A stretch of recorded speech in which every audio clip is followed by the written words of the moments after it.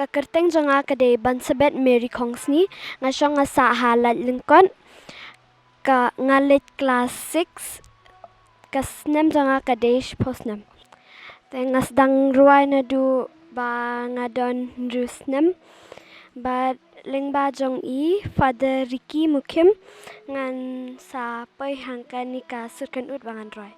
Te habaningkong hakapor ba don blind audition nga nervous phate dala wan pat ka elimination round baningkong nga la khamja nervous te haka elimination baar nga la kamdan shu ka jing nervous.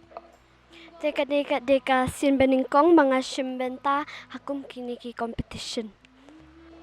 Nga ai kuble ye Father Michael ibala